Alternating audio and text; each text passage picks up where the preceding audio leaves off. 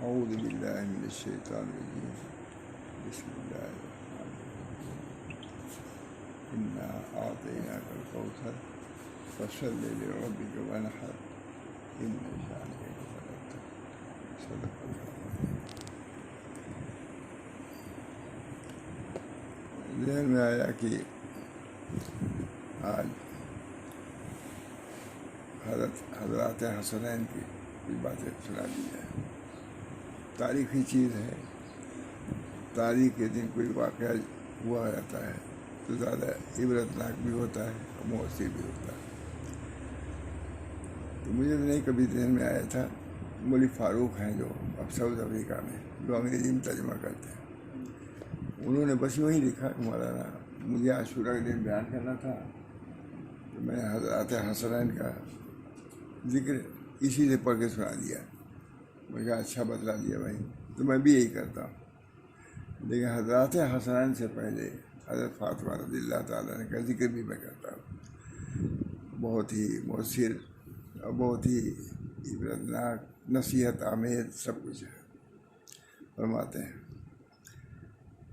سیدہ حضرت فاطمہ الزہرا رضی اللہ تعالیٰ عنہ، فاطمہ نام آپ حضور اکرم صلی اللہ علیہ وسلم کی چوتھی اور سب سے چھوٹی صاحبزادی ہیں، چوتھی اور سب سے چھوٹی صاحبزادی ہیں۔ الاصابہ میں لکھا ہے کہ حضرت فاطمہ رضی اللہ تعالیٰ عنہ کی ولادت حضور اقدس صلی اللہ علیہ وسلم کی عمر شریف کے 41ویں سال ہوئی تھی، 41 سال۔ مدائنی فرماتے ہیں کہ حضرت فاطمہ رضی اللہ تعالیٰ عنہ کی ولادت اس وقت ہوئی جبکہ حضرت صلی اللہ علیہ وسلم کی عمر شریف 35 سال تھی۔ اس وقت قریش کعبۃ اللہ کی تعمیر میں لگے ہوئے تھے اور سید الکونین حضور اکرم صلی اللہ علیہ وسلم بھی ان کے ساتھ مشغول تھے۔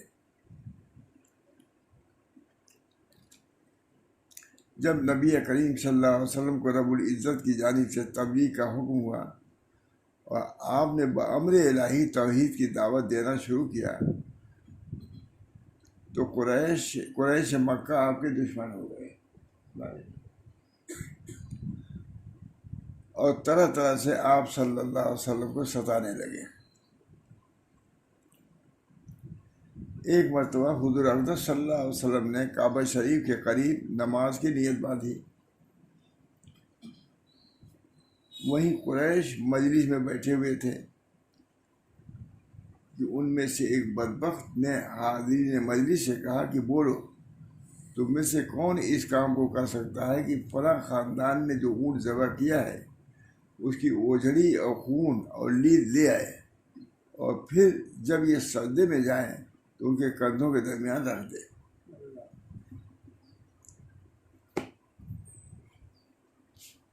یہ سن کر ایک بدبخت اٹھا جو اس وقت حاضرین میں سے سب سے زیادہ بدبخت تھا، اس نے یہ سب گندی چیزیں لا کر حضور اکرم صلی اللہ علیہ وسلم کے دونوں کندھوں کے درمیان رکھ دی اور آپ سجدے میں رہ گئے۔ آپ کا یہ حال دیکھ کر ان لوگوں نے جو خود بے خود ہو کر ہنسنا شروع کر دیا، حال دیکھ کر ان لوگوں نے بے خود ہو کر ہنسنا شروع کیا اور اس قدر ہنسے کہ ہنسی کی وجہ سے ایک دوسرے پر گرنے لگے۔ کسی نے یہ منظر دیکھ کر حضرت فاطمہ رضی اللہ تعالیٰ عنہ کو جا کر خبر دی۔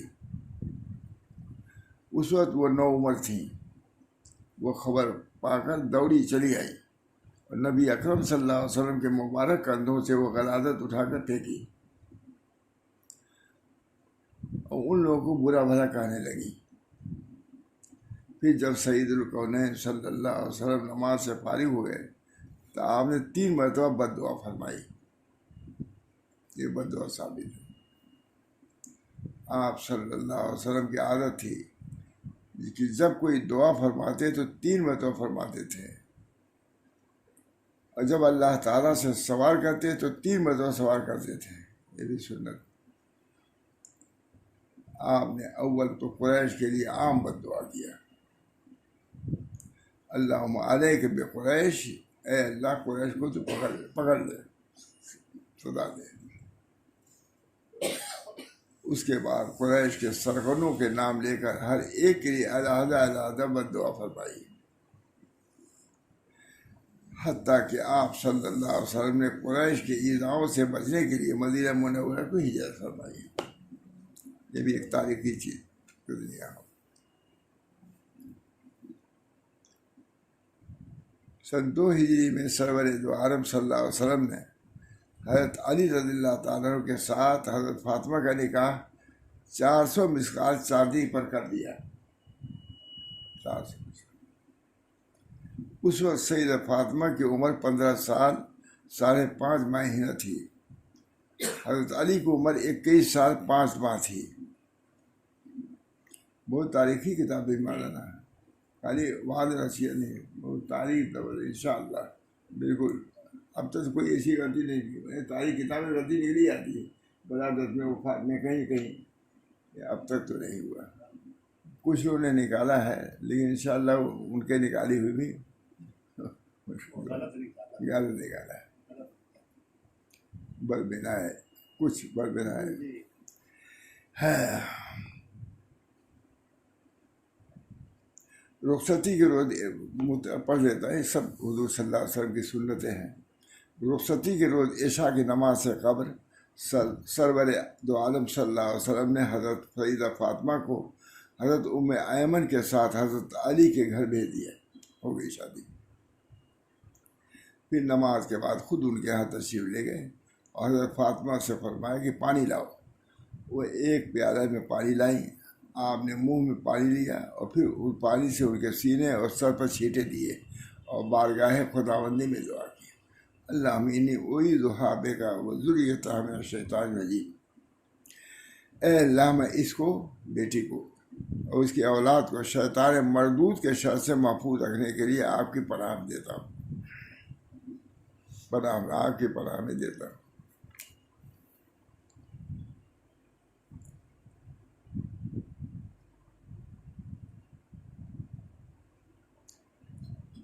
حضور اقدس صلی اللہ علیہ وسلم کے مشہور خادم حضرت انس نے بھی حضرت سیدنا علی اور سیدنا فاطمہ کے نکاح کی تفصیل نقل کی ہے۔ وہ فرماتے ہیں کہ حضرت صلی اللہ علیہ وسلم نے مجھ سے فرمایا کہ جاؤ، ابو بکر، عمر، عثمان، عبد الرحمن، چند انصار رضوان اللہ علیہم اجمعین کو بلا لاؤ۔ چنانچہ میں بلا لایا۔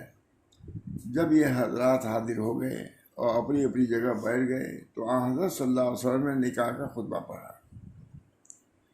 اور اس کے بعد فرمایا کہ اللہ نے مجھے حکم دیا ہے کہ علی کے ساتھ فاطمہ کا نکاح کر دوں، تم لوگ گواہ ہو جاؤ۔ میں نے 400 مسقال چاندی مہر میں مقرر کر کے حضرت علی کے ساتھ حضرت سیدہ فاطمہ کا نکاح کر دیا۔ اگر حضرت علی اس پر راضی ہوں، اگر اس وقت حضرت علی رضی اللہ عنہ موجود نہ تھے۔ بعض روایتوں میں 500 درہم بھی آیا ہے۔ اس کے بعد حضرت صلی اللہ علیہ وسلم نے ایک طبق میں کچھ کھجوریں چھہارے منگائے اور حاضرین سے فرمایا کہ جس کے ہاتھ چھہارے پڑے لے لے۔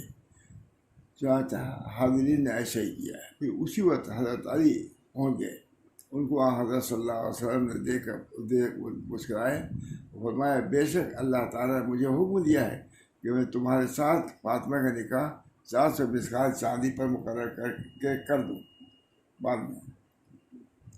کیا تم اس پر راضی ہو؟ انہوں نے عرض کیا میں راضی ہوں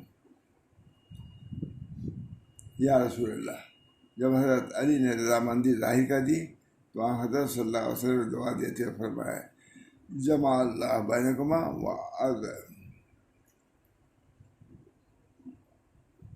مبارک علیہ۔ اصحابہ میں لکھا ہے کہ حضرت صلی اللہ علیہ وسلم نے جہیز میں حضرت سیدہ فاطمہ کو ایک بچھونا، ایک چمڑے کا تکیہ جن میں کھجور کی چھال بھری ہوئی تھی اور 2 چکیاں اور 2 مشکیزیں عنایت فرمائے۔ ایک روایت میں 4 تکیہ ہے۔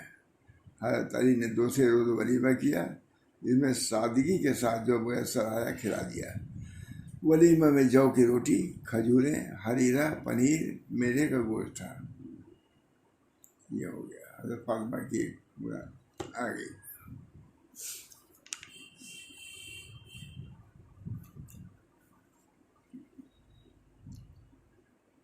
حضرت فاطمہ نے اسما بنت عمیس سے کہا کہ عورتوں کے ناش پر جو یہ کپڑا ڈال دیا جاتا ہے جس سے ان کے بدن کا حجب نمایاں ہوتا رہتا ہے، مجھے بہت برا معلوم ہوتا ہے۔ ایک ہی رہتی ڈال دیا لے جاتے۔ انہوں نے کہا کہ اے اللہ کے رسول کی صاحبزادی، کیا میں آپ کو ایک چیز نہ دکھاؤں جو میں نے حبشہ میں دیکھی تھی؟ انہوں نے کھجور کی چند ٹہنیاں منگائیں اور ان کو ٹیڑھی کر کے اس پر ڈال دیا۔ یہ ان کی ہے، حضرت فاطمہ نے کیا، دو ہوتا ہے پھر اس کے بعد اوپر کر دیتے ہیں۔ اس کو دیکھ کر حضرت فاطمہ نے فرمائی یہ تو بہت ہی بہتر ہے، بہت ہی اچھا ہے۔ ابن عبدالبر کہتے ہیں کہ آپ پہلی خاتون تھی جس کی ناس کو اسلام میں سب سے پہلے اس طرح پردے سے ڈھانکا گیا ہے۔ میں نے لکھا پا دے، اس سے حضرت فاطمہ کے غایت حیا اور پردہ کا انتہائی اہتمام معلوم ہوتا ہے۔ خاص طور سے میں سنا رہا ہوں، ان میں بھی عبرت و نصیحت ہے۔ اس سے حضرت فاطمہ رضی اللہ تعالیٰ عنہ کے غایت حیا اور پردے کا انتہائی اہتمام معلوم ہوتا ہے، جو اس امت کی عورتوں کے لیے موجب عبرت و نصیحت ہے، بلکہ ان کے لیے موجب ننگ و عار ہے، جو نیم عریاں بے محابہ گھما کرتی ہیں۔ پھر بھی سید النساء حضرت فاطمہ کی محبت اور ان کے ماننے کے دعویٰ بھی کرتی ہیں۔ حضرت علی بھی لکھ رہے ہیں کہ حضرت سید فاطمہ کا ذکر نہایت ذوق و شوق سے فرمایا ہے۔ میں نے لکھا کہ حضرت علی میاں نے بہت ہی ذوق سے فرمایا ہے، جس کو پڑھ کر اس حقیر کے دل کو کیف و سرور نصیب ہوا۔ فرماتے ہیں حضرت علی میاں، حضرت فاطمہ زہرا ہے جگر گوش ہے۔ حضرت فاطمہ زہرا ہیں کیا؟ جگر گوش رسول رضی اللہ تعالی عنہا و ارضاہا، رسول اللہ صلی اللہ علیہ وسلم کی سب سے چھوٹی صاحبزادی اور سب سے زیادہ محبوب۔ روایت ہے کہ آپ کی ولادت بعثت سے پہلے ہوئی تھی۔ مدائنی نے بھی اس کی توفیق کی ہے۔ ایک روایت یہ ہے کہ ان کی ولادت بعثت سے 1 سال چند پہلے ہوئی۔ حضرت علی ابن طالب سے ان کا شروع میں نکاح ہوا۔ اس کے بعد بہت سی چیزیں لکھی ہیں۔ اب حضرت حسن حسین والا پڑھتا ہوں۔ ایک ذکر میں سے کہ والدہ ہے تو اب حضرت حسن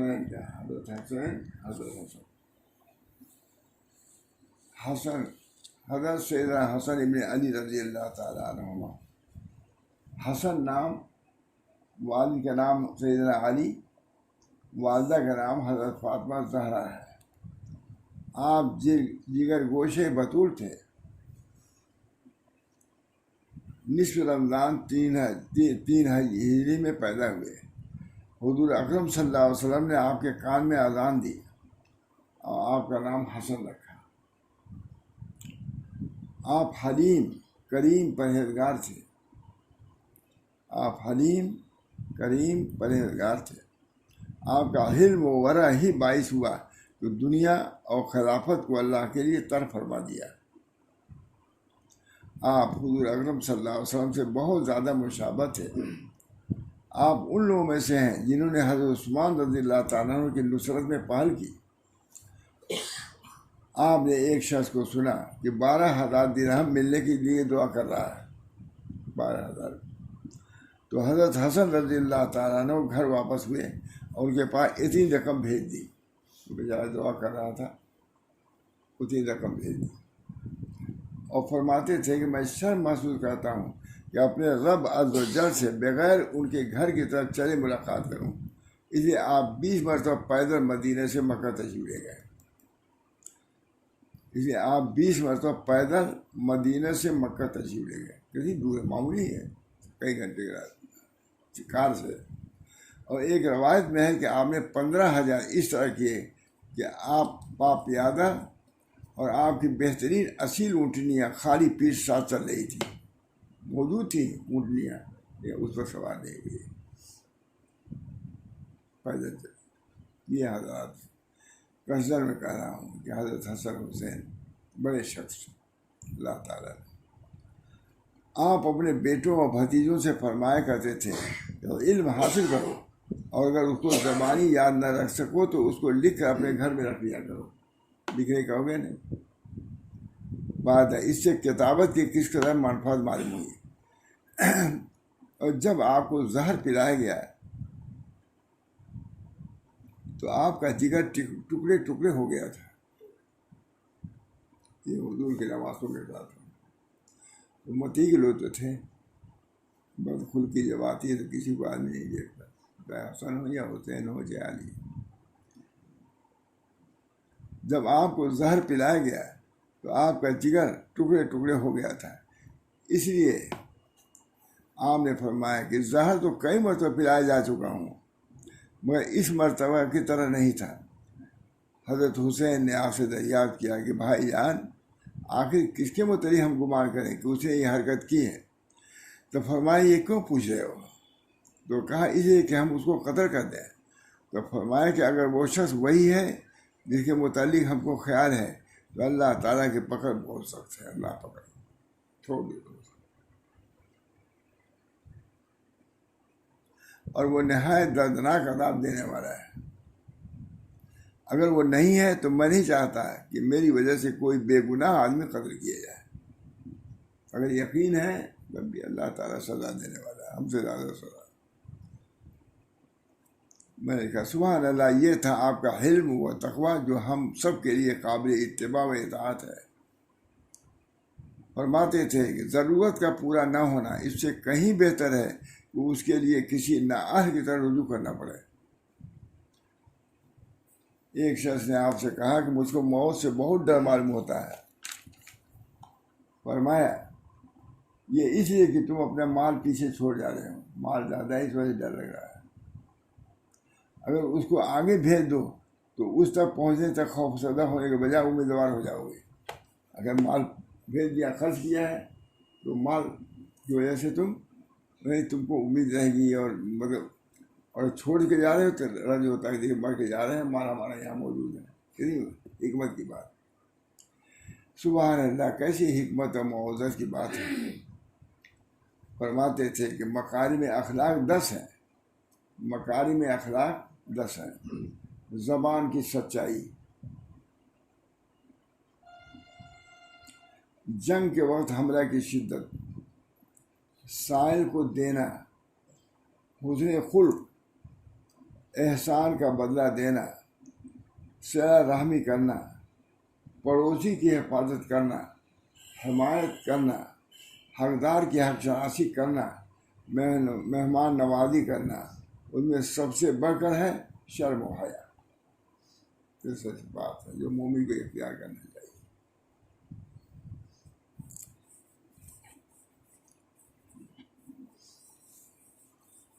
امر بالمعروف میں حضرات حسنین کی حکمت بیان کیا گیا ہے کہ حضرت حسن و حسین رضی اللہ تعالیٰ عنہ صحرا کی طرف تشریف لے گئے. وہاں ایک بوڑھے کو وضو کرتے دیکھا، مگر وہ بوڑھا وضو اچھی طرح نہیں کر رہا تھا. ان دونوں حضرات نے باہم مشورہ کیا کہ ایک شخص بوڑھا ہو گیا ہے، ہم لوگ کیسے اسے کہیں کہ تم وضو ٹھیک نہیں کرتے، شاید اس کی وجہ سے ناراض ہو جائے. یہ حضرت نے سنایا تھا کتاب احتساب کتاب اس کو.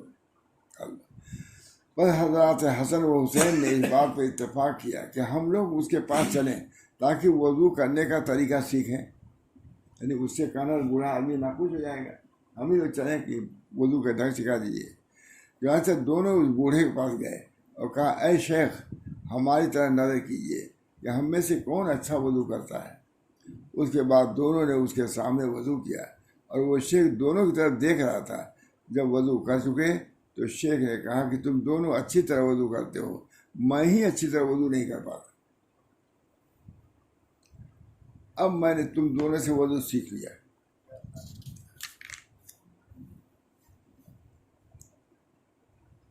میں نے کہا سبحان اللہ، ادعو الی سبیل ربک بالحکمت کے مطابق امر بالمعروف کا کیا ہی عمدہ طریقہ اختیار فرمایا.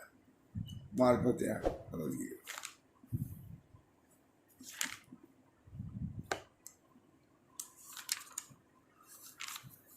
اب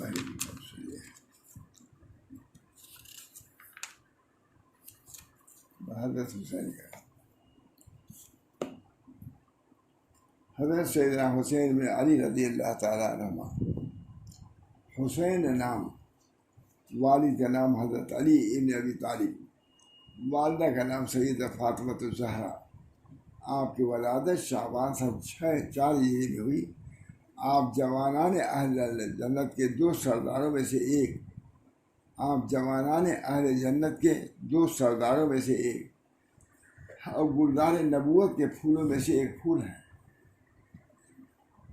وہاں بھی صاحب نے لکھا ہے آپ جوانان اہل جنت کے 2 سرداروں میں سے ایک اور گلزار نبوت کے پھولوں میں سے ایک پھول ہے۔ آپ کی ذات گرامی فضائل اخلاق کا مجموعہ تھی۔ بس کسی نے یہ بھی لکھا ہے، اسے سنا رہا ہوں، اب کیا کہوں کہ کچھ ضدی تھے، یہ لکھا حضرت حسین کے بدلے لکھا کوئی جو بڑھے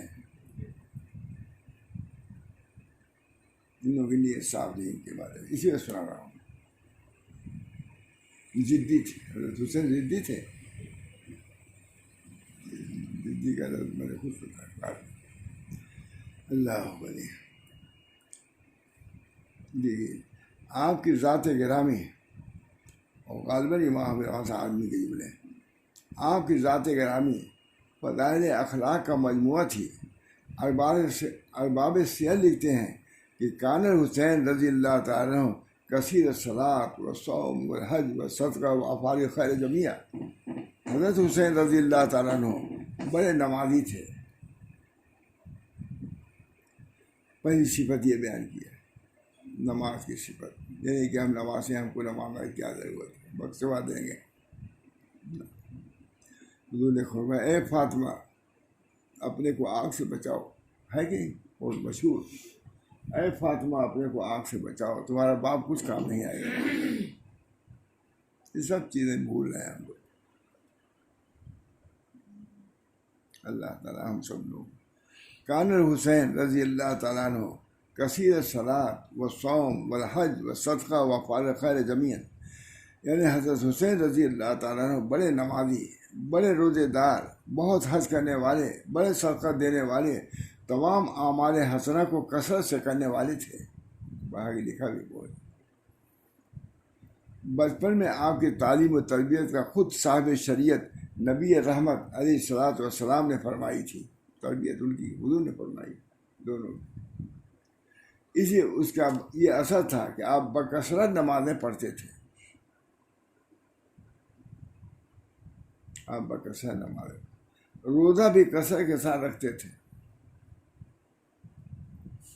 تمام ارباب سیر آپ کے کثرت سیام پر متفق ہیں، سب کرتے، بہت کافی روزہ رکھتے، حج بھی بکثرت کرتے تھے، اور اکثر پیادہ حج کو گئے۔ کوئی پہنچ سکتا ہوں صاحب یہ حضرت حسین۔ مالی اعتبار سے آپ کو اللہ تعالیٰ نے جیسے فارغ الباری عطا فرمائی تھی، اسی فیاضی سے آپ اللہ تعالیٰ کے راہ میں خرچ کرتے تھے، اور انفاق فی سبیل اللہ پر بھرپور عمل کرتے تھے، جس کی تعلیم قرآن و حدیث میں موجود ہے۔ سکینت اور وقار آپ کا خاص وصف تھا۔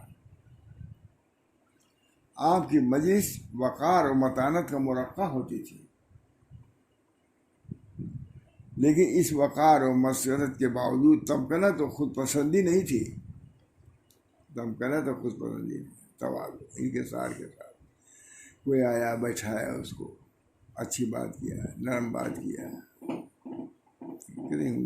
دیکھیں اس وقار و مسرت کے باوجود تمکنت و خود پسندی مطلق نہ تھی، اور آپ حد درجہ خاکسار اور متواضع تھے، حد درجہ خاکسار اور متواضع تھے۔ ادنا شخص سے بے تکلم ملتے تھے۔ سیرت سلف یہ نہیں، سیرت سلف والا نہیں، یہ بھی سیرت سلف حضور کے نواسے ہیں۔ اب کسی کا نواسا ہو جاتا ہے بس سمجھتا ہے کہ سب ہمارے تابع ہیں۔ یہ ہے حضور کے تواسوں کی بات، ہاتھ اور سے سنا رہا۔ مانی کیا خناس آ جاتا ہے، مانی کیا آ جاتا ہے۔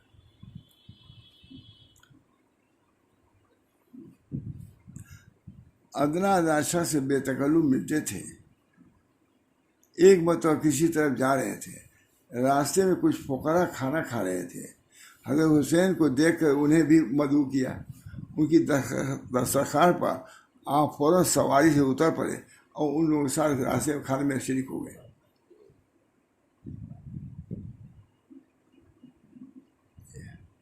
بڑا ہی سکھایا جاتا ہے کہ اس طرح رہو، اس طرح رہو. توادو کے خلاف سکھائی جاتی ہے بہت سی چیزیں. توادو کے خلاف کبر سکھایا جاتا ہے. جو کفر از خانہ برخیزت کجا مانند مسلمانی، جو اخلاق کی جگہیں تھیں وہاں بد اخلاقی سکھائی جائے گی تو سب اللہ کی طرف سے رحمت نازل ہوگی. اللہ ہم سب لوگوں کو محفوظ رکھے. کچھ فقراء کھانے کھا رہے تھے. حضرت حسین کو دیکھ کر انہیں بھی مدعو کیا. فقراء کھا رہے تھے. ان کی درخواست پر آپ فوراً سواری سے اتر پڑے اور کھانے میں شرکت کر کے فرمایا تکبر کرنے والوں کو اللہ تعالیٰ دوست نہیں رکھتا. کہا کہ اگر میں نے اترتا تو یہ میرا تکبر ہوتا، میں پسند نہیں کرتا اللہ تعالیٰ. ان فقراء سے فرمایا کہ میں تمہاری دعوت قبول کی ہے، میں نے تمہاری دعوت قبول کی ہے اس لیے کہ تم بھی میری دعوت قبول کرو. اور ان کو گھر لے جا کے کھانا کھلایا. ہم نے تمہاری دعوت قبول کی، ہماری دعوت کتنا کھلایا ہوا کیا کیا. شعر صحابہ بھی ہے. سبحان اللہ، کیا ہی عمدہ اخلاق تھے جو آپ نے اپنے نانا جان سے سیکھے تھے. نانا جان آپ نے پیدل 25 حج کیے جب کہ آپ کی عمدہ اونٹنیاں ساتھ ساتھ رہتی تھیں. اونٹنیاں تھیں سواری. آپ ارشاد فرماتے تھے لوگوں سنو، لوگوں کی حاجات کا تم سے متعلق ہونا اللہ کی نعمتوں میں سے ایک نعمت ہے. ان کو ذلیل نہ سمجھو، ان کو تمہارا محتاج کر دیا تھی. اللہ کی نعمت ہے، ان کی قدر کرو. اس کی وجہ سے اللہ کی نعمت تم پر نازل ہوئی.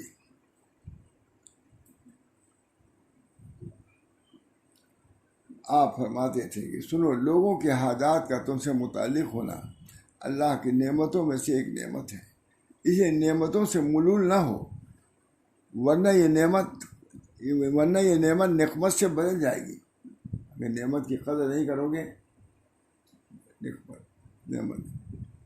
فرماتے تھے جو جود و بخشی کرتا ہے وہ سردار ہو جاتا ہے، اور جو بخل کرتا ہے وہ ذلیل ہو جاتا ہے.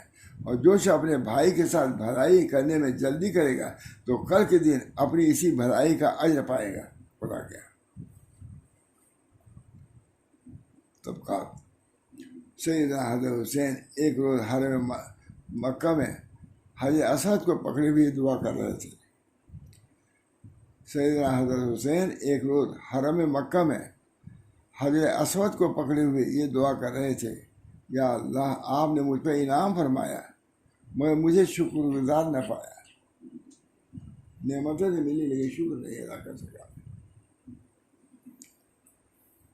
میری آزمائش کی تو مجھے ثابت نہ پایا. مصیبتیں آئیں تو اس پر صبر کرنا چاہیے مجھے. اللہ تعالیٰ ہم سب لوگوں کی دولت شکر صبر. اگر تمہارے ساتھ کسی نے کچھ کیا ہے صبر اس کا وظیفہ ہے، اس کو کہنا وظیفہ نہیں ہے. میری آپ نے آزمائش کی تو مجھے ثابت نہ پایا مگر اس پر بھی آپ نے نہ اپنی نعمت مجھ سے صرف کی اور نہ مصیبت کو مجھ پر قائم رہنے دیا. یا اللہ کریم تو کرم ہی ہو، یا اللہ کریم سے تو کرم ہی ہوا کرتا ہے.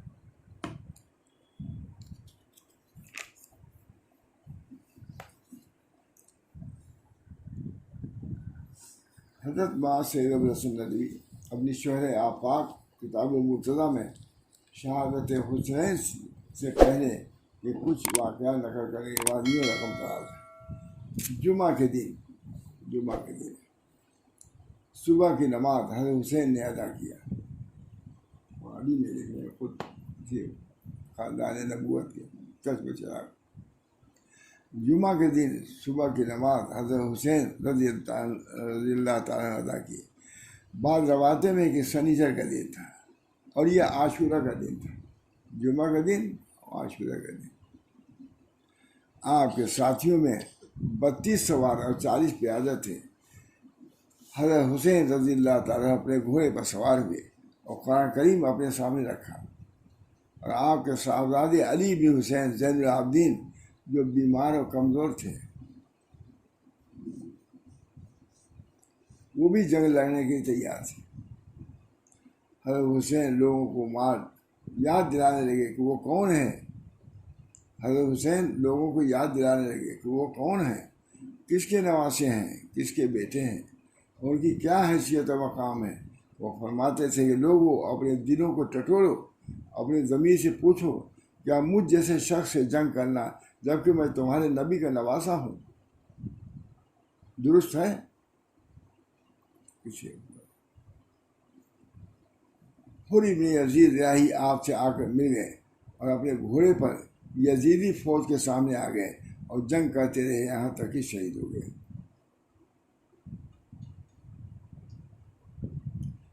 گھوڑے پر یزیدی فوج کے سامنے آ گئے اور جنگ۔ اس اثنا میں سمر کھڑا ہوا، آگے بڑھا، حضرت حسین کے رفقا پر حملے کرنا شروع کر دیا۔ آپ کے ساتھی تنہا یا دو آپ کے سامنے جنگ کرتے رہے اور آپ ان کے لیے دعا کرتے رہے۔ آپ فرماتے جزاکم اللہ احسن جزاء المتقین۔ وہ لوگ آپ کے سامنے جنگ کر کے ختم ہو گئے سب۔ حضرت علی ابن ابی طالب کے فرزندوں اور حضرت حسین کے بھائیوں میں سے بہت سے لوگ شہید ہو گئے۔ دعا کر دی۔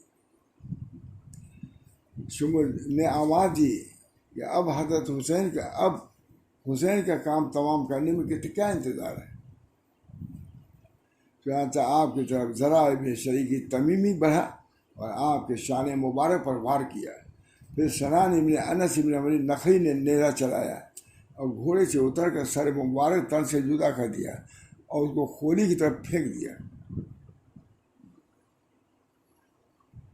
ابو مخلف کا بیان ہے کہ حضرت حسین کی شہادت کے بعد ان کے جسم اطہر کو دیکھا تو اس پر 33 نشان نیزوں کے اور 34 نشانات دوسرے ضربوں کے لگے ہوئے تھے۔ دیکھا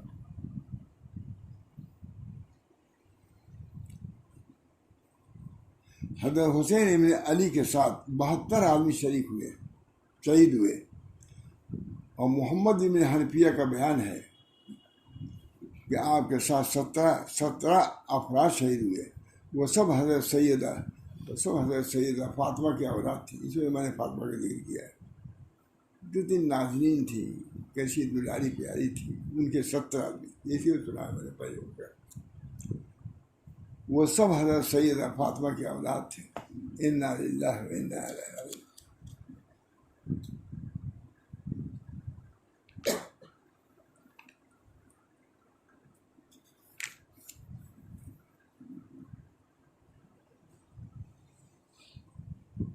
حضرت حسین رضی اللہ تعالیٰ عنہ جس روز شہید ہوئے وہ یوم عاشورہ اور جمعہ کا دن محرم کا مہینہ تھا۔ ایک ساتھ اتفاق لیجیے، جمعہ کے دن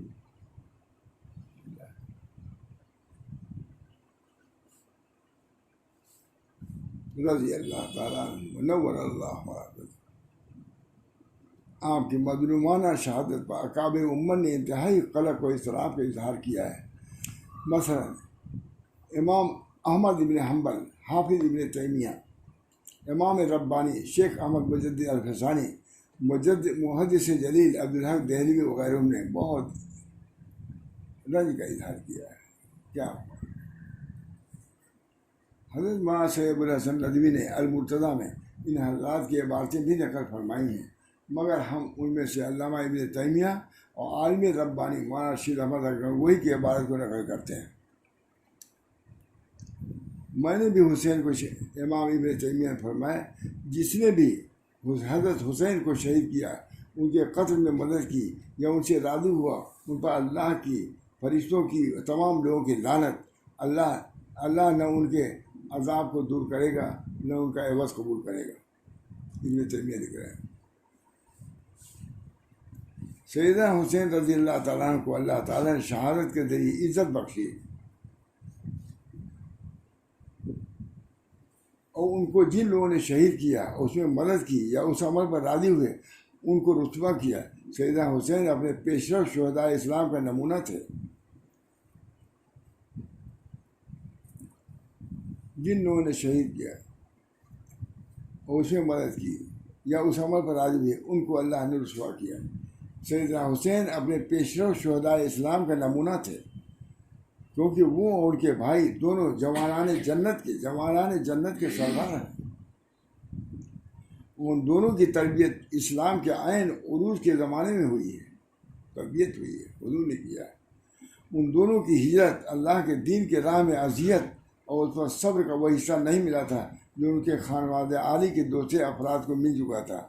اللہ تعالیٰ نے شہادت سے سرفراز کر کے ان دونوں کی عزت اور توقیر کو بڑھا دیا. شہادت یہ ہوئی کہ نعمت میں پڑے ہوئے تھے کہ جو چیز ان کو ملی تھی اس طریقے سے اللہ تعالیٰ نے پورا کر کے جوانان جنت کا سردار بنا دیا. شہادت سرفراز کر کے ان دونوں کی عزت و توقیر کو یہاں تک پہنچا دیا، ان کے درجات بلند کیے. ان کی شہادت ایک انتہائی دردناک حادثہ ہے. اللہ سبحانہ تعالیٰ نے مصیبت کے موقع پر انا للہ و انا الیہ راجعون پڑھنے کی تعلیم فرمائی ہے.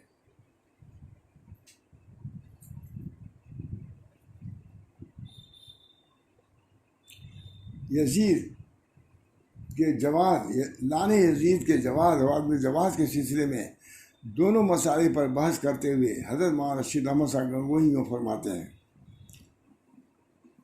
بس جواز لعن و عدم جواز کا مدار تاریخ پر ہے. ہم مقلدین کو احتیاط سکوت میں ہے، کیونکہ لعن کے بارے میں کہیں لعنت، کیونکہ اگر لعن جائز ہے تو لعن نہ کرنے میں کوئی حرج نہیں ہے. لعن نہ فرض ہے، نہ واجب، نہ سنت، نہ مستحب، محض مباح ہے.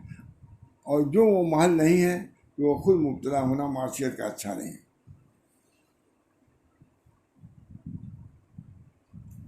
اب ہم علامہ ابن تیمیہ کی دوسری باتیں نقل کرتے ہیں. اس تقدیر کا راز، اس کی حکمت کیا ہو سکتی ہے جو ایک علم انگیز واقعے کے لیے راہ بتاتی آ رہی ہے.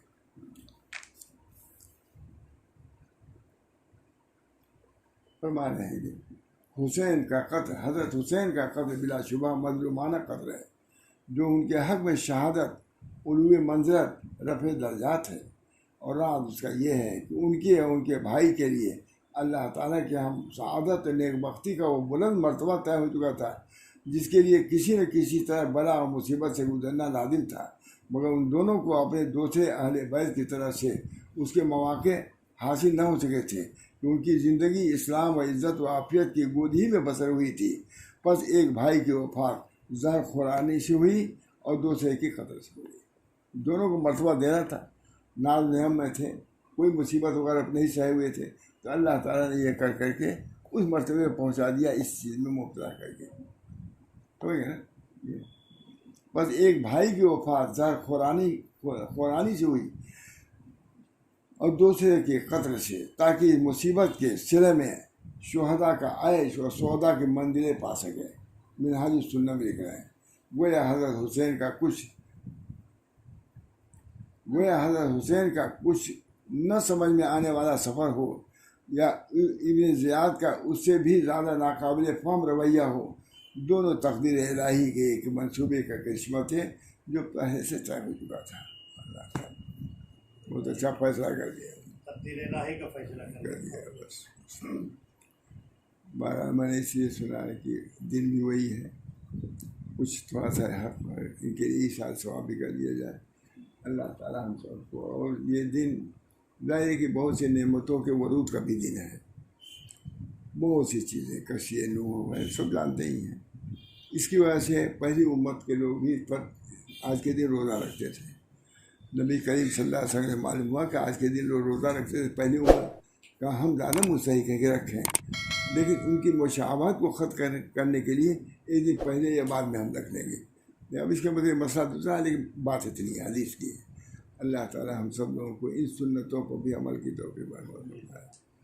ہمارے حضرت ہم لوگ روزہ رکھتے تھے تو مولانا کہے جاتے تھے تو بڑے اس وقت وہ بھی 90 سال کے ہو گئے تھے، کچھ ایسی تھا. مولانا ہم بھی رکھتے تھے لیکن دیکھیے ہم کمزور ہو گئے. بھائی اسے کہتے مانا ہم بھی روزہ رکھتے تھے یہ ہم کمزور ہو گئے. بہرحال اللہ تعالیٰ ہم سب لوگوں کو سنت نبوی پر زندہ رہنے مرنے کی توفیق رحمت فرمائے. اور بہت حالت نازک ہے، معلوم ہے سب کو نازک حالت. اس وقت میں اپنی بھی اصلاح کی ضرورت ہے، اپنے بچوں کی بھی اصلاح کی ضرورت ہے، تاکہ دین حق پر قائم ہو جائے. دین حق پر قائم ہو جائے. کیا فتنے ہوں گے؟ خود حضور صلی اللہ علیہ وسلم فرماتے ہیں اللہم انی اعوذ بک من الفتن ما ظہر منہا ما بطن ومن یوم السوء من لیلۃ السوء من ساعۃ السوء من صاحب السوء. فتنے بہت ہیں. اللہ بری گھڑی سے، بری رات سے، برے دن سے، برے وقت سے ہم سب لوگوں کو فتنوں سے محفوظ رکھے. حضرت خاص ہوتی ہے تو بہت پڑھتے تھے. اللہ میں نے مفتی محمد شفیع صاحب نے بھی کہا فتنوں سے، ان کو بھی کچھ لکھا، فتنے ہی کے بارے میں لکھتے تھے. اللہ من اعوذ بک من الفتن ما ظہر منہا وما بطن ومن یوم السوء من لیلۃ السوء من ساعۃ السوء من صاحب السوء. اللہ تعالیٰ ہم سب لوگوں کو فتنوں سے، کون فتنہ کس کے ساتھ کب کیا ہوگا اللہ ہی جانتا ہے.